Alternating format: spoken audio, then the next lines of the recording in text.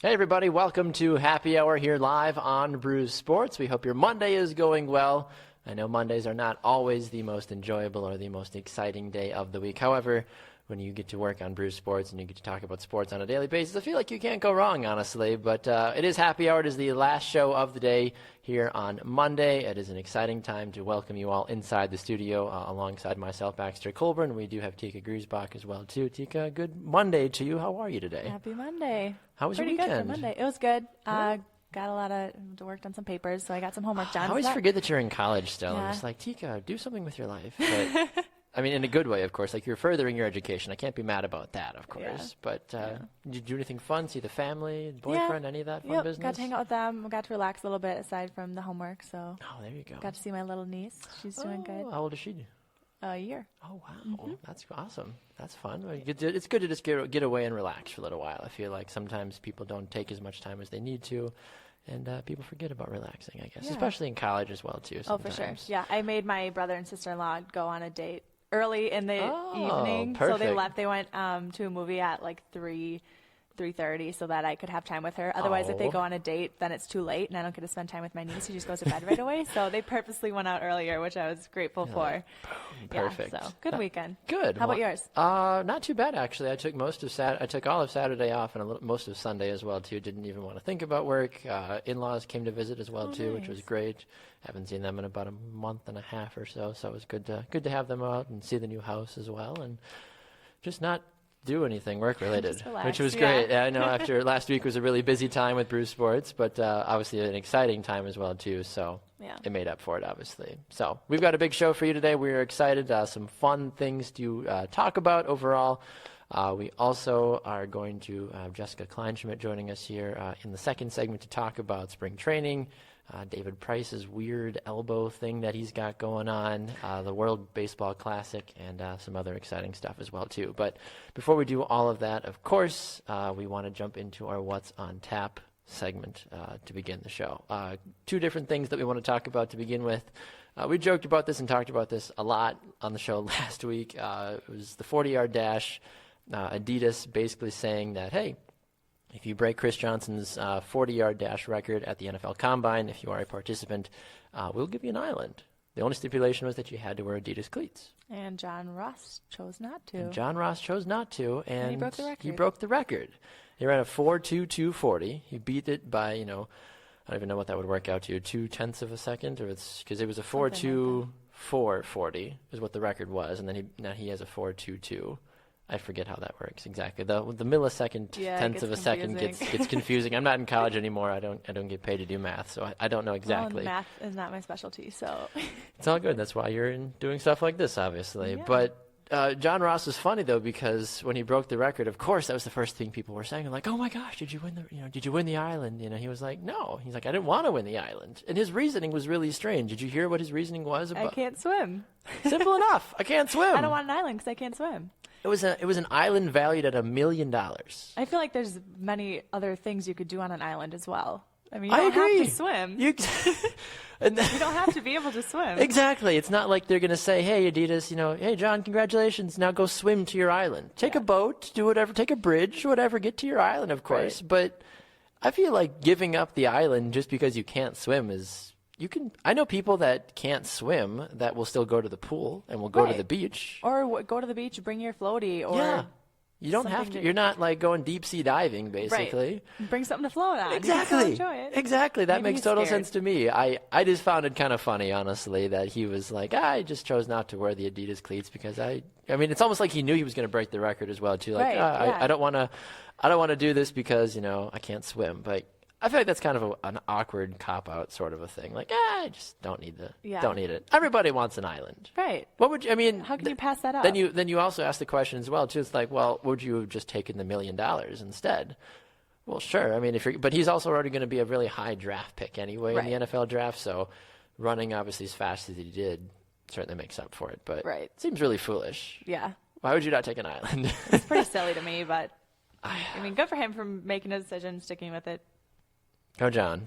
He seemed to know that he was going to win. So I mean, sometimes break the that's record. not the worst thing, honestly. But I mean, I find that it seems silly to me. Yeah.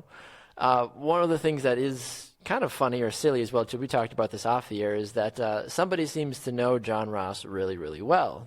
They coached him, actually, before he was even in high school or in college as well, too. You would like to think, maybe he was a famous NFL coach now, or if, Jim Harbaugh, he coached everybody, or, maybe Michael Jordan or whoever. You never know, like some famous person. But when you break down the long list of possible football coaching candidates, usually Snoop Dogg is not on said list. But apparently Snoop Dogg coached John Ross at a younger age. He sat down with ESPN to talk with them about how he knows John Ross. And we wanted to share a bit of the clip with you really fast. So take a look at Snoop Dogg, among other people, that knows a thing or two about John Ross. At John Ross, when he was 9 years old, cutting through a parking lot at a Little League football game. And he didn't have a team that he played for. He just was a fast little kid, and I wanted to coach him because I seen something special in him. It was just about the dedication and the effort and the work ethic. If he was going to put in that work to become great, because you could see the greatness in him.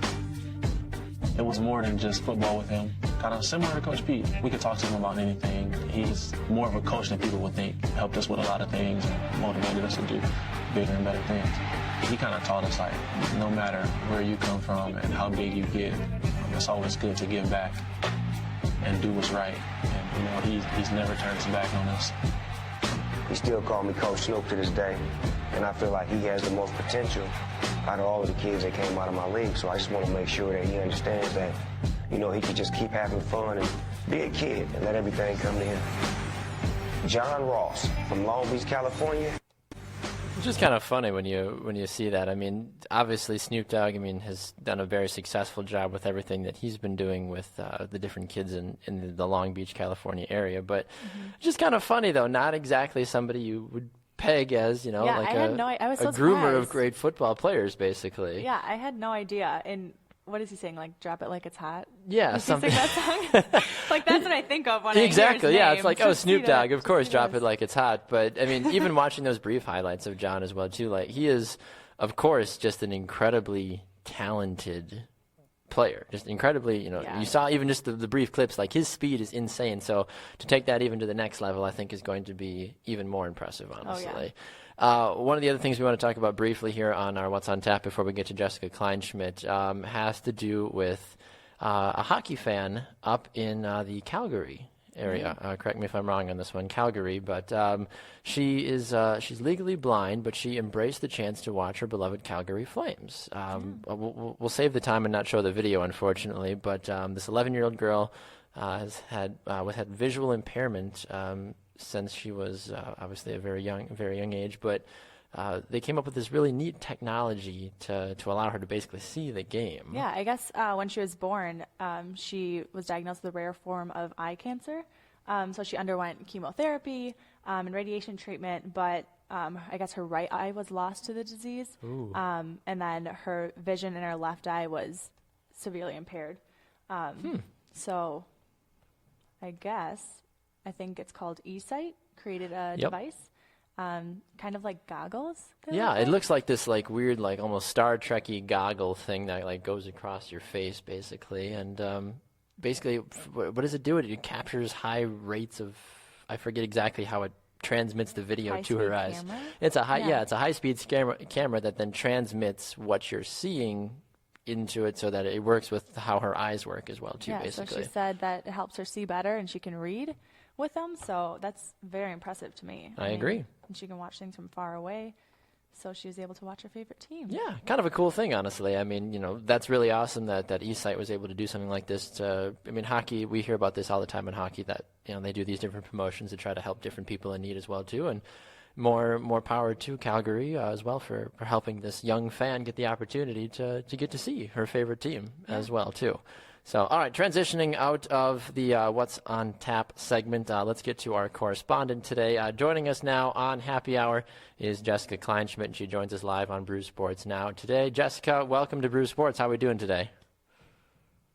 Busy, but I'm great. How are you guys doing? Doing well. We're excited to have you on the program today. I know you are a bit of a world traveler, Jessica, it feels like, when it comes to making your rounds in the baseball circuit. But spring training, of course, I'm sure you're just thrilled. Mm-hmm. It's almost like a second Christmas for you, basically. You're excited that it's finally here, and I am. What's boiling down here with spring training? I mean, what are the storylines? Are the Cubs going to repeat? I mean, people can go all over the place, of course, with spring training. But what have been your general findings so far with how spring training has been starting so far?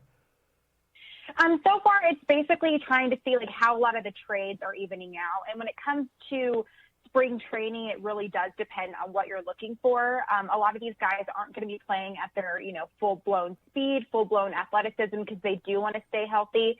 And in regards to that, the main storylines are going to be a lot of the battles, if you will. Like who's going to win over like the starting role for the first baseman, and that's between, Greg Bird and of course the recently signed Chris Carter.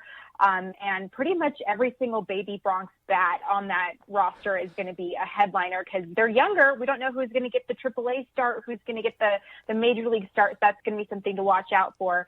Of course, Dave Price was recently injured, and it could have gone way, way worse, Baxter. We were looking at a situation where it could have involved some sort of surgery, some sort of absolute travesty for fantasy owners, for fans, and he actually had to go to the combine in Indianapolis to talk to Dr. James Andrews, and it's looking like that is looking okay. He might be out for a little over a week, which is way better news than what we're kind of anticipating, but it does kind of mess with him with his fantasy value, but not necessarily in a bad way, of course. I think him and, of course, Chris Sale, who was acquired by the Red Sox from the White Sox, are going to be the two headlining pitchers for that team. And, they're already struggling a lot with the loss of a great bat in David Ortiz, who wasn't just a great, clubhouse guy. The guy also had one of the most phenomenal 2016 campaigns it's true, yeah. ever out of anyone. Yeah. So people forget, he was a great clubhouse guy and all-star slugger and what have you, but he really not only put the DH as a position on the map, for even people that hate the DH, they love Big Papi, right?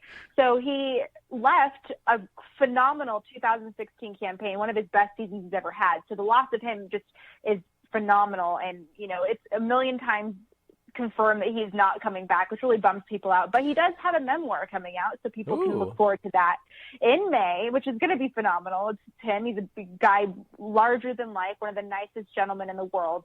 So the Red Sox are definitely one of the top teams. And you did mention the Cubs. Now, of course, that's the easy play to call. Do we know if they're going to have that World Series hangover where they kind of blow it? I highly doubt it. Kyle Schwarber's back and he's healthy. He's better than ever. Yeah. Made an error today, but he's not really an outfielder. I think he needs to be an American League player, but for a fact the Cubs are not going to give up on him. So that's definitely one of the main storylines. We're going to see how the pitching upholds, and they don't really have that many things to worry about. Chris Bryant is, of course, coming off of an MVP season. Addison Russell's one of my favorite shortstops to watch, and the outfield's just going to be great. The bats are there, led by Joe Madden. So those are some of the top storylines. But I know you want to talk about Tim Tebow, don't you? Yes. We've heard Tim Tebow is playing in games for the Mets on Wednesday and Friday. Do you think he'll be on the first-team roster for opening day? He will not. Absolutely not. But if he does, then he definitely made some sort of, deal with Jesus himself. But I definitely see that the talks around it, some of the Mets beat writers definitely see him playing in high A. If he does get promoted, it's definitely going to be a publicity thing. I can definitely see him on a AAA roster, but I can't see him playing for a AAA team, if that makes any sense. He'll be sitting on the bench. He'll be signing autographs. He'll be selling tickets. But the thing that worries me is, he is hitting the ball really well. During batting practice, he hit, 9 or 11 bombs. But he's That's kind of batting practice, though. Yeah, exactly. So it's not only batting practice, but he's putting all of his effort out there. A lot of these guys aren't going to be trying to do too much. They don't want to get injured, right. And so Tim Tebow, he is a natural athlete. I will not deny that. And I love the guy to death. And I really think that he can do okay. But I don't see him as an honest to goodness baseball professional athlete. I just don't see it happening. But he asked for a chance. He got it. He is just one of the most genuine people. If he does come to my neck of the woods, you better believe I'll be one of the first people in line to talk to him. I really do. So I give him I wish him the best. And one of his Mets teammates during spring training is saying the hype is there, but he's just kind of practicing and he's not trying to showboat anything, and which is respectful. I really appreciate that.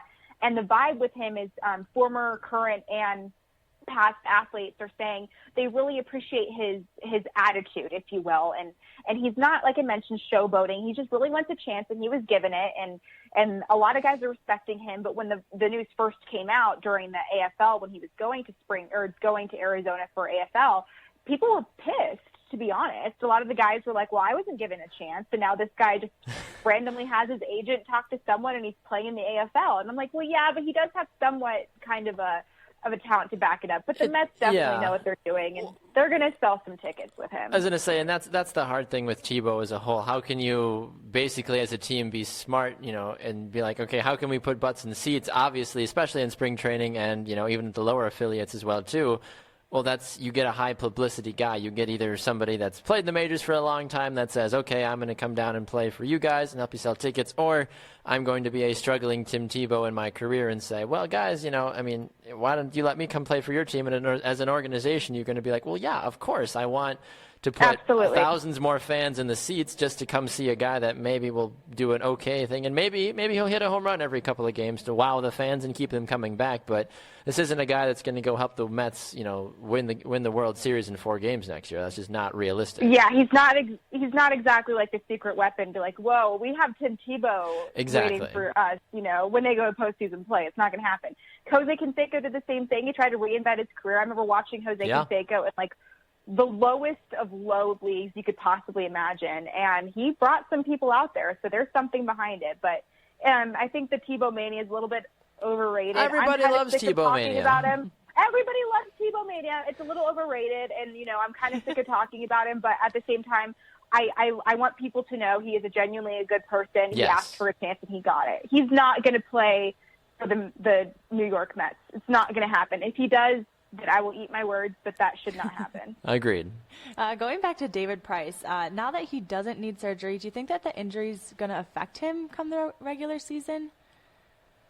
Well, that's actually a really great question. So one of his former teammates actually wrote an article saying that this injury was a long time coming, which is pretty simple to explain. I mean, pitchers get injured all the time. That's why Tommy John is the MVP, the Cy Young Award winner in my eyes, year after year. So when it comes to David Price, the only thing that I worry about beyond his fantasy, value is his mentality. And, when it comes to me, I know a lot of people are like, well, who cares about chemistry? I'm like a huge girl when it comes to chemistry, the vibe, how a guy's feeling. It makes a big difference. It really does. It does. I worry this may hold him back a little bit, but the blessing of spring training is they're allowed to exaggerate these things. You can 100%. If you have any sort of ache in your arm, you go tell the trainer. You can tell them. It's totally fine. I don't think it's that bad of an injury where it was, obviously it was something enough when he had to go talk to world-renowned James Andrews himself, Dr. James Andrews. Never hurts. But I don't think it's going to be anything, right, exactly. And I don't think it's anything that he needs to worry about or fantasy owners need to necessarily worry about. But I think the only thing that's really going to affect him is his fantasy value and a little bit of his mentality. But, the guy is dealt with enough. I mean, he was barely on the Blue Jays for like a blink of an eye. True. They needed him for the postseason. It didn't really help. And he just has so much pressure on him. But he had a 3.99 ERA last season. And so he wasn't really living up to his characteristics, which really sucks because it's David Price. The guy has a huge name. He signed a huge contract. Yeah. And the Red Sox just, they gained Chris Sale, and they're trying, like I mentioned, to come back and be a postseason winning team once again and bring home those World Series once again. And I think this is the season they can do it. So they're putting a lot of pressure on him. So with that regard, I'm a little worried about him. But beyond that, I'm really hoping he does have a bounce-back season, and that's what he ultimately should do.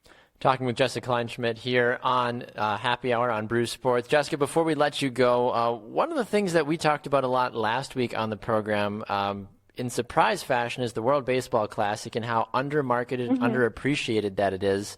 In any other sport, I feel like Israel upsetting Korea would be ridiculously insane headlines. But are you following the World Baseball Classic at all? Or are you one of those folks that just, quote unquote, just doesn't have time or just doesn't care as much about it, even though you do cover baseball, for a living, basically?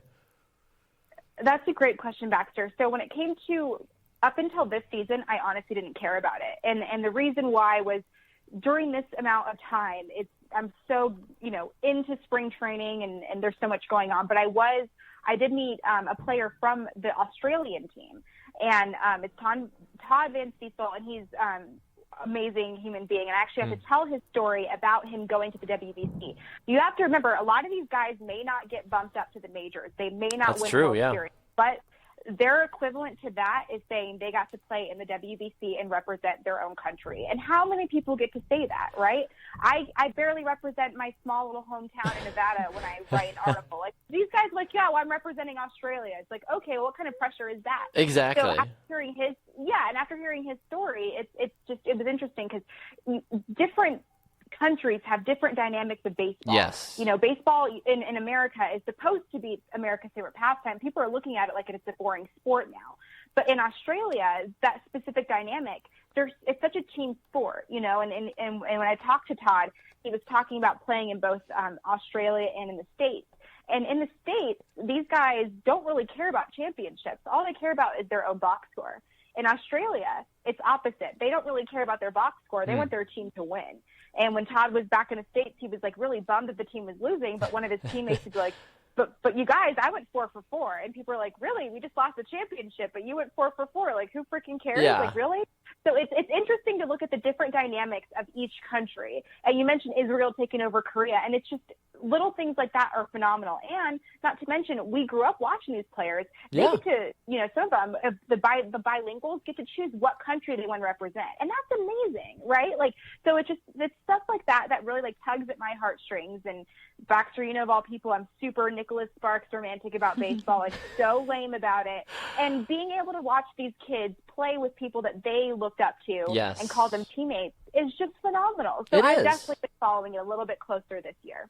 Exactly. And I think that's really what baseball and sports is all about as well, too, is to be able to, I mean, and that was always the dream for me as a kid as well, too, for soccer. I was like, I want to represent the United States one day as an adult, you know, in soccer, basically. Like, and you've heard from athletes in any sport, it's like when you put that national team jersey on, you put that, you know, that hat on, whatever, and you hear your nation's anthem played before a game, it does something to you. And I think that these players get that opportunity now to do that.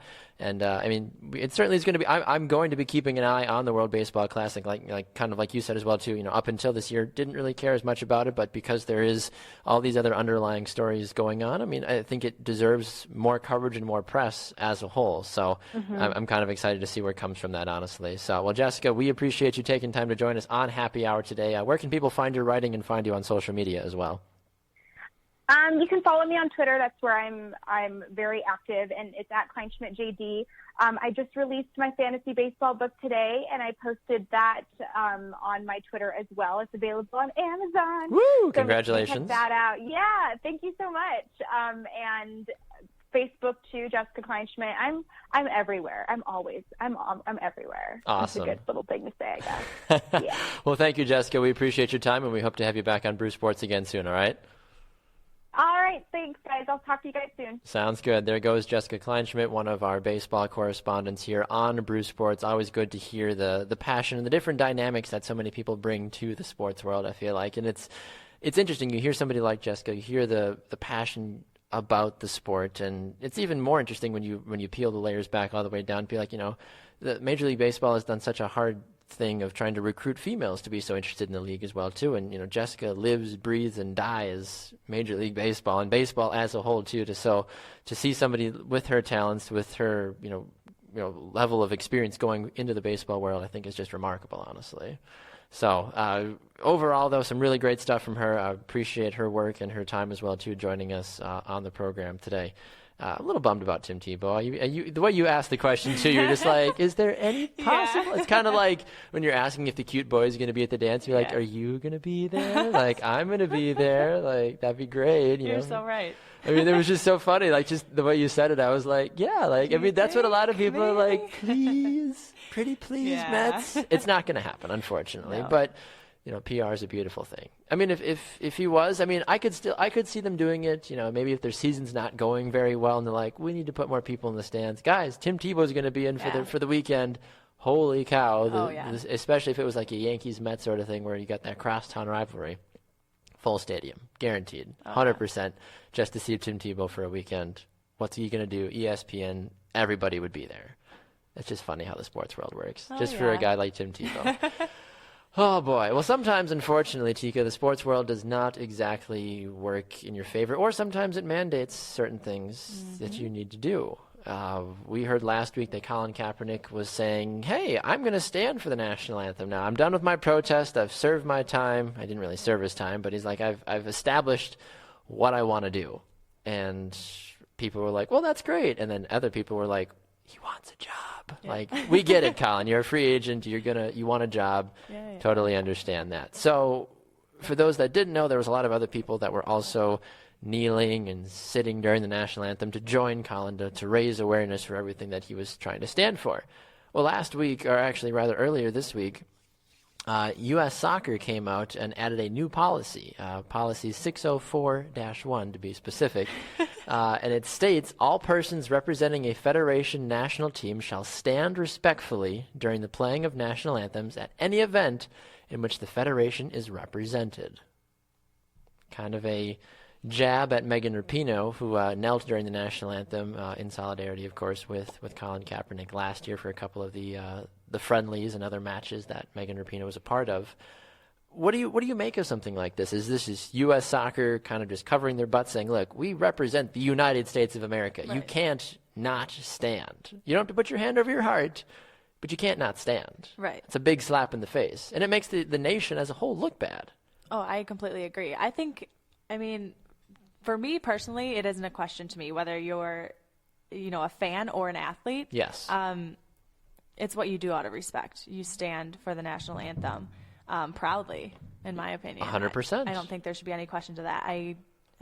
Yep, everyone can do what they want and stand for what they want to stand Yes. for. But when it comes to the national anthem, especially wearing the national team jersey in that situation, Well, we just there's talked no- about it, too. The amount of pride that you get and the Right. players you hear, too.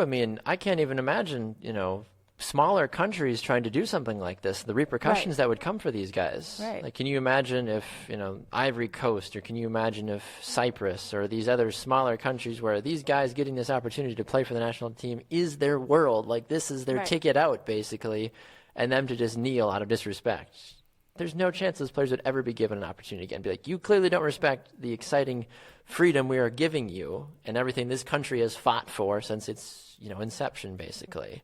Right. So do you agree with U.S. Soccer doing this then? Do you agree with, Colin Kaepernick's a whole other topic, Right. but do you agree that U.S. Soccer got it right by doing this, or are they almost trying to force this? Well, that's a good question because I think it's great. I think that this, like I said, I don't think it should be a question whether or not you stand for the national anthem. Yes. But again, I think it's ridiculous that they had to get to this point. I think that they shouldn't have to do this. They shouldn't Exactly. have had this issue to begin with.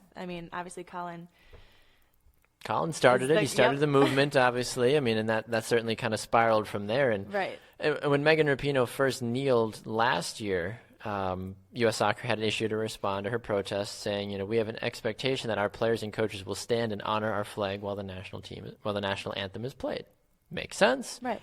Why cause more issues? And it would be different, too, because Megan Rapinoe at that time was going through a transition in her career where she just was not playing as well as she used to be. And, her life continues to just kind of take different turns as a whole, too. But if you are given the opportunity to represent your country, I feel like if there is ever a time in your life to be respectful of the opportunities you're being given, that is the time. Yeah. It's one thing. There's a time and place for everything and to stand up for what It you is. believe in and whatnot, but I don't think that's the right. Exactly. Time or place. It's hard to make the comparison. You can try to make the comparison, like even with what we're doing here. So we've got once a week programming that runs. So, say one of the hosts on the once a week program is doing things, whatever, but then they come on one of the daily shows that is a wide representation of what the network of Brew Sports is as a whole.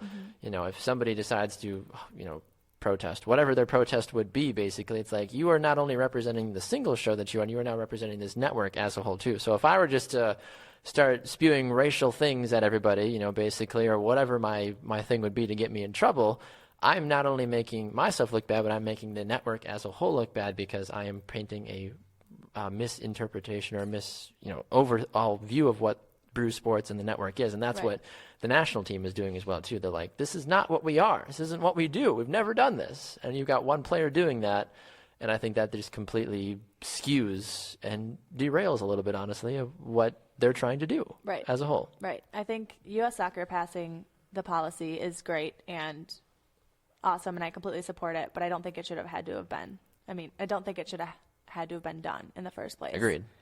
I completely agree. I mean, we'd like to hear what you guys' thoughts are as well, too, on Facebook. Anything we've talked about so far in the show, please make sure you comment below. Share this as well, too, as we are live. We love getting more viewers and listeners as well, too. But, yeah, do you support U.S. Soccer doing this? Do you support Colin Kaepernick as well, saying, yeah, I'm going to stand for the national anthem now, totally, past what I needed to pass, basically?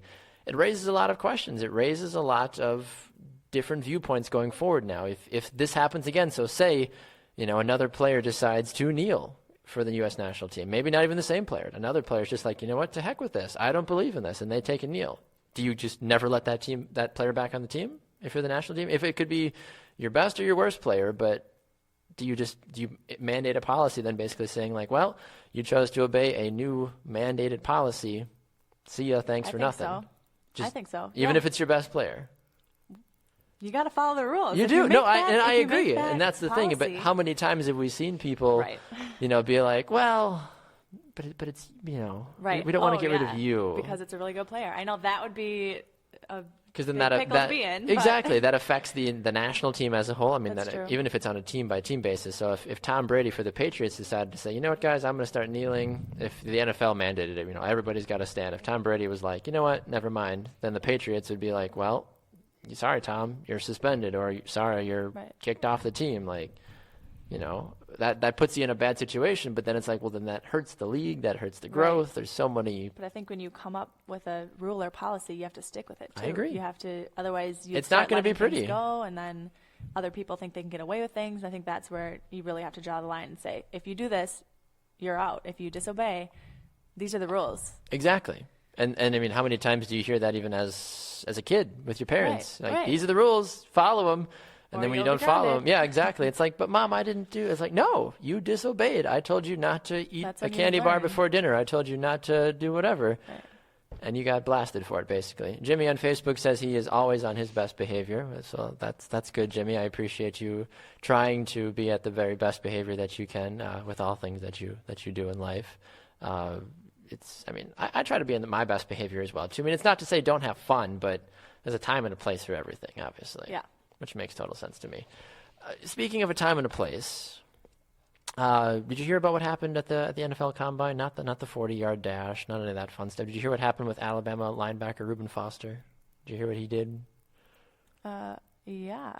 Kind of crazy. He apparently got into a bit of a scuffle, a heated argument, is what they're saying, with a hospital worker. Apparently Foster felt mistreated. But there wasn't a physical confrontation at all, but he got sent home from the NFL Combine. This is a guy that is being projected to be one of the very best at his position going into the NFL draft. Yeah, I would like more details on this story. I feel like it's very vague, and obviously it kind of is, it kind of lays down what happened, but I'm just curious, like what actually happened? And that's the thing, too. I mean, looking at this article, at least here on Bleacher Report, it says the whole situation has been blown out of proportion. He didn't elaborate on exactly what happened between Foster and the hospital worker. Foster wasn't going to participate in drills at the Combine after having surgery on his rotator cuff last month. Totally makes sense. Still regarded as a top prospect, but apparently there was some sort of altercation. I mean, and then you start to play devil's advocate. You start to think it's like, well, do you play the race card? Was Foster, racially, commented on basically based off of what's going on with him? I mean, he is an African-American player. I mean, you'd like to think not, but also he's a college kid. He still has got a short fuse to an extent. College kids think that sometimes they're on top of the world, especially when they know they're going to be getting paid millions and millions of dollars here in a couple of months. Or was it just a misunderstanding or what? I mean, the speculation, I feel like obviously, what happens, of course, when you assume, but right. I mean, what do you make of something like this happening? I feel like, especially with somebody that's so highly rated. Right. I mean, it's a difficult situation, especially because, there's so many questions and so many things we don't know.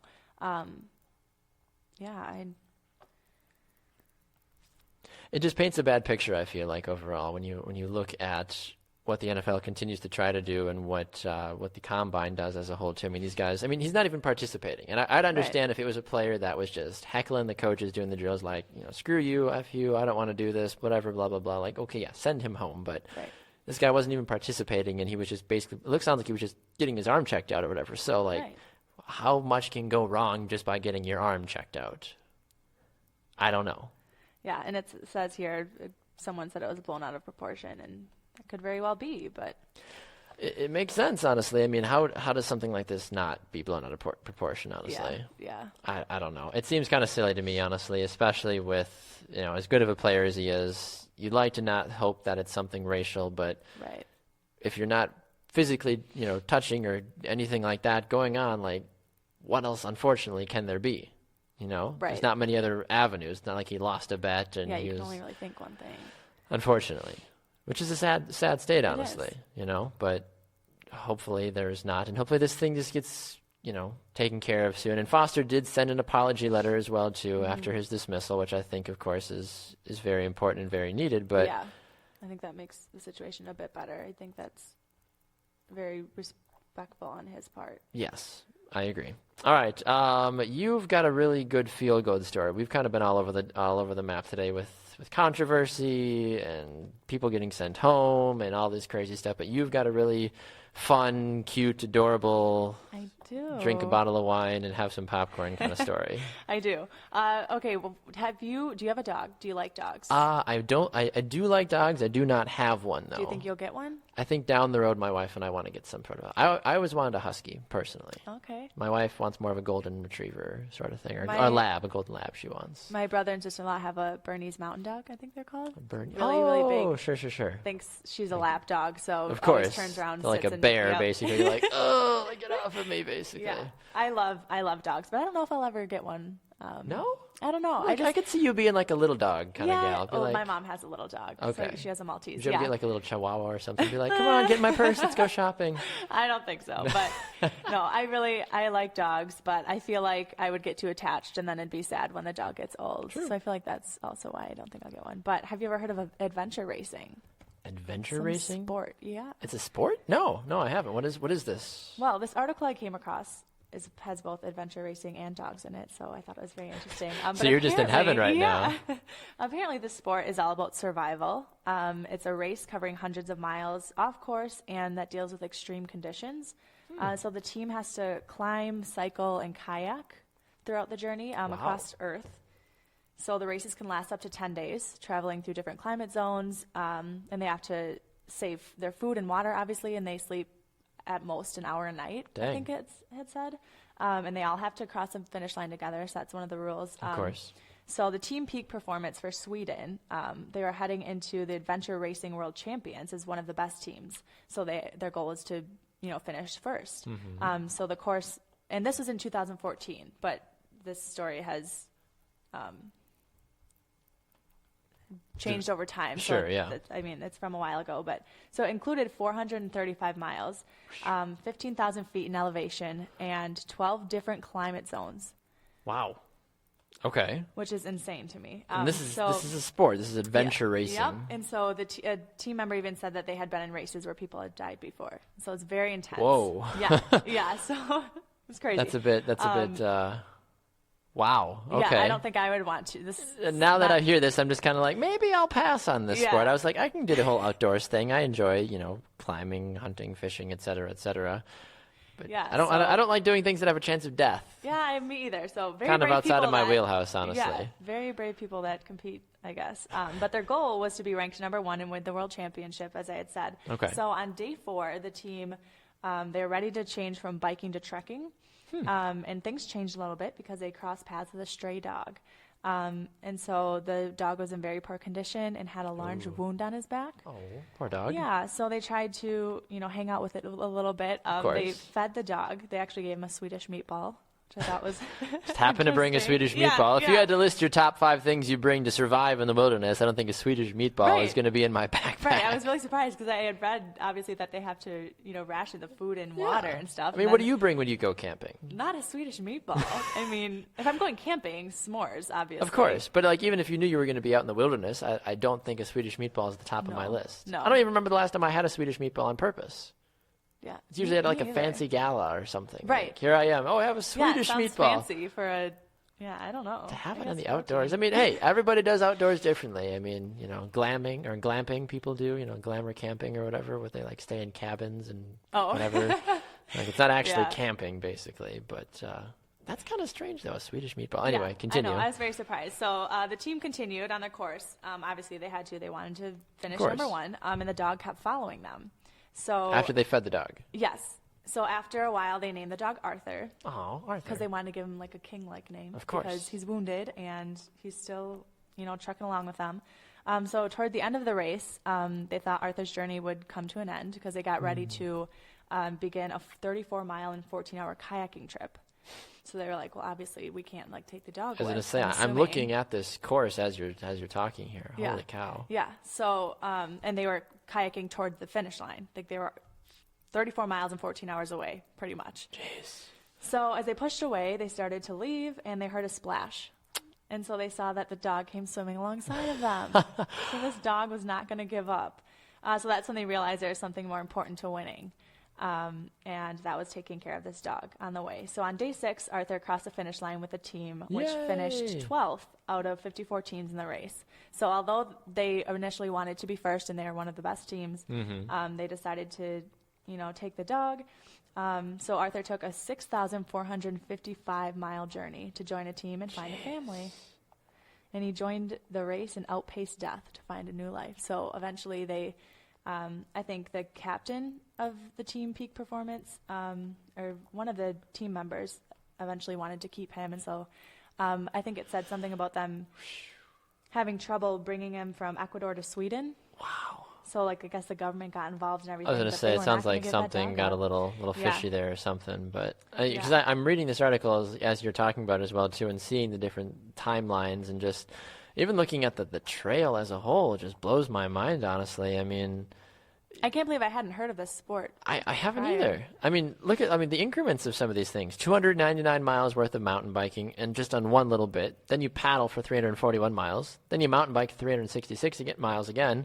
It's just... On 1 hour of sleep each night? I need my 8 hours. I agree. I don't get that because I have a newborn at my house. Well, actually, he sleeps through the night, so that works out. But very lucky. How? I just don't understand, honestly. I mean, what possesses somebody? I've done some crazy stuff in my life. Nothing insane, but at what point, even just thinking of going on an 18-mile climb, I'd be like, guys, I got things to do. Yeah. You have maybe fun. Maybe 3 miles at most. Or a 59-mile mountain bike ride. I'd be like... My legs, I feel would fall. Exactly. I think they would physically just stop. I don't think 200 miles worth of trekking. I mean, you finish off with 435 miles of paddling. I just don't understand. It seems crazy. I have to super me. kudos to these people. Good for you. You're built to stronger stuff than I am, apparently. But I mean, you don't ever obviously know what your body's fully made of. Right. I don't know. Until it's pushed. Yeah. But I guess the vet had said. Too, here it says he had large wounds on his back, like he had been beaten or something. If Arthur had been left in Ecuador, he probably would be dead by now. Poor Arthur. But thankfully he didn't. Yeah, and with Hashtag the wounds, save Arthur. He kept with the team and he jumped in the water because he didn't. That's so sweet. It is. See, Teaka's I love it. And I totally agree. It's a good feel-good story, honestly. Jimmy on Facebook says that he wants a pet wolf. Oh, wow. So if you're into that sort of thing, I don't know what the rules are for adoption when it comes to adopting a wolf, but good for you, Jimmy. Good luck with that. Send us a video if you do. Interesting choice. Jamie says, I feel like the meatballs wouldn't travel well. I would agree with that. I mean... It's weird. But now that I know they're from Sweden... Yeah, it makes a little bit I feel more like sense. the American version of a Swedish meatball now is totally different than what the Swedes do. Because pizza in Italy is totally different than what pizza in the States is. Because the Italians didn't create pizza. Fun fact. The Americans did. I suppose. But I still feel like that's a silly thing to bring on a... Exactly. Trail mix, granola bars. Yeah, things that won't go bad. Yeah. How quickly into the trip do you have to eat the Swedish meatballs? Do you heat them up? Do you not? Do you leave them cold? Do you thaw them out? I don't know. Swedish meatballs are not complicated, but at the same time, What do you do with that? I don't know. I don't understand the whole Swedish meatball thing. But apparently it was good, and the dog liked it. Arthur liked it. Good old Arthur. Would you name a dog? Would you name a kid Arthur? I don't think so. I haven't really thought about kids' names. I mean, you got time, before. obviously. Yeah, but everybody's got like that sure. one, like regardless. Sometimes, depending on the age, everybody got that one name. That's like, well, if I have a kid, if I have a girl, I'm naming her this, or if I have a boy, I'm going to try to name him this kind of thing. But totally up to you. Yeah, I mean, I don't know. You got plenty of time. Not trying to rush you into anything. Not really obviously. thinking about it right now. No rush. No, totally not. Totally not. I mean, you at least have somebody special, unlike somebody on our morning show, Jamie, who is still apparently looking for somebody. She was being courted. I don't know if you heard about this or not. She was being courted by funny. 3 or 4 different people on the morning show this morning, and then her father decided to jump on as well, too. It was like our own version of The Bachelorette, basically. We had hometowns and we had one-on-ones all at the same time. It was rather interesting. Nobody got a rose, so I don't know where we go from here. I mean, it was a to-be-continued kind of an episode. We'll pick up tomorrow morning. Yes, exactly. Come back tomorrow on The Morning Brew. Will Jamie find love? Exactly. It's interesting, though, that we talk about The Bachelorette and The Bachelor because The Bachelor's on tonight. It is. Fun I fact. will definitely be watching. So I want to talk about this, actually. And you might think, well, this has nothing to do with sports. There is a fantasy league for The Bachelor. If you didn't know, you can make your selections of what girls you think you're going to. Did you not know there was a Bachelor fantasy league? I mean, I knew people, like, guessed and wrote down their... There is a legit, I think, because so happen, many people were doing that, like ESPN and ABC. I mean, I know they're owned by the same thing with Disney, but like people started playing these fantasy leagues. So there's like legit Bachelor fantasy leagues. Like you can win money, you can do all this crazy stuff. Like people put more time into their Bachelor picks than they do March Madness. I feel. But you can also look up who wins, can't you? Like I feel like people do all the time. So wouldn't you like be able to cheat? Like, do you think people cheat? Maybe. I mean, I feel like how do you make sure that people don't just look up the answer and like make their bracket, I guess? I don't know. I mean, do you know who wins this season? Have you looked? I have no. No, you have. But I have. You have a good idea, though? Yeah, a good idea. Well, there's 3 people left, and I feel like we need to hash this out because Corinne went home last week. Thankfully. God. She was kept way longer than she needed to. Yeah, I was worried she would make it to the final 3. But thankfully, she didn't. But then we know Rachel is going to be the next Bachelorette. Which I don't understand. Did you agree with the fact that they announced it like 3 weeks? No, I was super upset. I was super upset about it, but I guess they needed to start filming for the Bachelorette because it's a quick turnaround. Yeah. So they had to announce it. That's so strange, though. But you'd think that's why I thought she was going to be the next one going home because I'm like, they can't keep her on longer because exactly. we know that exactly. As soon as she survived the rose ceremony and they sent home Christina or whoever they sent home instead of Rachel, I was like, what are we doing? Yeah. Why are we? Because now we know she's going to go. She's going to do the fantasy suite this week. We know who the final 2 are. Yeah, it's going to. Well, we think because there's 3 left right now. She could still. That's true. She could still get like jilted. Oh, that's true. But then we know who wins unless no one wins. But like if it's Rachel and someone else in the final 2, like I feel like that can't be because then they would be giving it away. Exactly. So unless no one wins. So then realistically then do you think it's going to be Vanessa and Rachel or is it going to be Raven? I think it's going to be Vanessa and Raven in the end. I just don't think I can't like I'd be so shocked. This would be the week I feel like because her hometown didn't go well. Right. Which is what I think a lot of people were mad about. Right. So, but Vanessa's hometown didn't go well either. No, it didn't. But Vanessa is such a sweet girl, though. I know. I love Vanessa. So, and Raven. I think. So who's your pick then? Well, I think that Raven and Nick have had really, really good dates so far. But I feel like that, so I want to say Raven's gonna win. Yeah. But I feel like that gives it away. Like you can't just. Do you think she was being too awkward during her fantasy suite week, being like, I've never done this, or man's never done that. I thought that was a little out there. Like, what are you doing? My wife and I were watching that, and she was like, why would you say that on camera? Yeah, she said it. I was like, oh my gosh. Like that's something you say off camera. Yeah. Like you don't say that on, but I mean, I guess it adds to the drama. Being right. like, I'm sure they told the girls to put it all out there. Of course, so that it keeps the show. And Raven kind of seems like that girl. Like, well, I suppose I'll say what I need to say. Kind of thing. I mean, that's how she talks, though. She's like, Nick makes me feel special. Like, we know, Raven, we know. Jamie says it's doubtful that she's going to find love. I think there should be a campaign for Jamie, our morning brew host, to be on the next Bachelorette. Let's do it. Because I was like, well, wouldn't you want to be on the Bachelor? She's like, no, there's too many girls trying to kiss one guy. And I'm like, well, you being the Bachelorette. I'm like, well, there's too many guys trying to kiss one girl. She's like, well, I like that. I'm like, well, there's names for that though, Jamie. She's like, that's wrong. She's like, but that's the theme of the show, so it's okay. I'm like, is it though? Is it? We make it okay, but like, in what situation is one girl making out or dating 20 plus guys? Right. Acceptable, publicly okay. It's not. It's not. But it's TV, so it's fine. It's weird. What? I wouldn't want to be one of those girls. No, you wouldn't do that? I just think that's why would you want to be dating a guy that's dating that like Yeah. Would you rather be the flip then? Would you rather be the Bachelorette and have 20-some guys courting you? I think that's weird too. It is. It's a lot of responsibility. I feel like they switch from like person to person so quickly. They like, do. Okay, now I'm with this person. It's like speed dating. It's almost. just weird. Yeah, And that's always the big thing that you hear the parents say, and they're like, I think I love this person. Be like, you've been with him for 5 weeks. Like, what? How could you possibly? Yeah. You would. They don't even spend. It's not like you spend every waking moment with them either. So. Yeah. It's very sketchy. I think.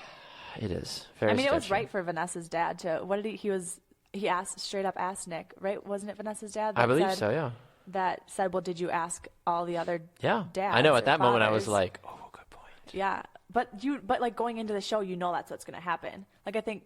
I know. Corinne I feel like people have. I knew that was going to be the case. That's the one thing that bothers me the most about these shows is, and I know that they have to play it up, of course, but like, oh, I didn't think I'd get my heart broken, or I hate that I don't get enough time with this person. I'm like, what did you think you were signing up for? It's you knew this integrated into the Bachelor/Bachelorette DNA. You are not going to get every waking moment with that person. So stop crying. Yeah. Man up. Woman you're walking up, into this. and get after it. Make the most of the time you have. Tell them you love them. Don't play the what-if game, whatever, or get out. I feel like the only reason I would go on it is, don't they get like free drinks? Yes. They just get to sit by a They pool just and drink all day? and eat all day. And eat, Corinne was eating all the time. All the on time. show. So who's your? Did you So, did you give us a final pick then? You think it's going to be Nick and Raven? Nick and Vanessa. I want to say Raven because everything's been going so well, but I feel like it's been going too well, so then I want to pick Vanessa. Bum bum bum. Like, Vanessa's I feel like my pick. I feel like I agree with you on that because I feel like it's too. I don't know. Things seem too good with Nick and Raven. Unless something happens tonight, I guess we'll find out. We'll find out. The fantasy suite. How will it end? Nobody knows. All right. Well, as we wrap things up, we want to say a special thanks to our baseball correspondent, Jessica Kleinschmidt, for joining us in our second segment to talk Tebow Mania, David Price's weird elbow thingy, and spring training and the World Baseball Classic as a whole. Some more comments here on Facebook before we run. Jeff says, Baxter knows way too much about The Bachelorette. That is correct. I blame my wife. Ask me anything. I never liked Andy. Caitlin was. I liked Caitlin though. David says, I thought we were going to talk about sumo wrestling. I mean, we certainly could. I mean, I don't know a thing about sumo wrestling. Maybe the Bachelorette. Maybe that's how hometown. There should be a sumo wrestling match to determine who gets the final rose. I like that idea. There's an idea. I don't know if they do it, but I think they did. Didn't they do some sort of like mud wrestling or something? I feel like for one of the Bachelorettes. On a certain date, and the guys all were like going after. I feel like each they other. did a sumo wrestling one too. I think they did. It's more so for when the guys, because the guys are like, look how tough I am. I'm going to hit these people. Because I guess they get to pick the dates. Yeah, that makes sense. I guess. I don't know. All right, Teaka. Final thoughts before we buzz out of here for a Monday. You do anything fun tonight? Homework, I'm assuming. Being a college kid. Yeah, homework and Bachelor. Woo! Homework and Bachelor. Are you a wine and popcorn kind of gal when you cozy up for the Bachelor? Yes, I am, but no more wine because that's what I gave up for Lent. Unfortunately. So what's your filler? What do you fill your time in your life with? I'll have to drink more beer, I guess. I guess so. And we talked about this off the air too. You were the only Daily Show host to not drink yet during a show. Yeah, we'll see. It'll be coming this week. You heard it here first. Teaka's going to do it. All right, well, she's Teaka Griesbach. I am Baxter Colburn. Thank you so much for watching. Make sure you comment below if you had any thoughts about anything we talked about. Give us your Bachelor picks for who you think is going to be. Is it going to be Raven? Is it going to be Vanessa? We know it's not Rachel, so you can get rid of her, obviously. And anything else we talked about as well, too. Don't forget to share the episode as well, too, here on Facebook. Tell your friends about us. And I'll be back here tomorrow on Brew Sports, bigger and better than ever, at 7 a.m. Central Time, live on The Morning Brew with myself and Jamie Evers. She's Teaka. I'm Baxter. Enjoy your Monday. It's Monday. The day's over, basically. Go enjoy your Tuesday tomorrow. Back here with us on Brew Sports. Have a great rest of your night, everybody.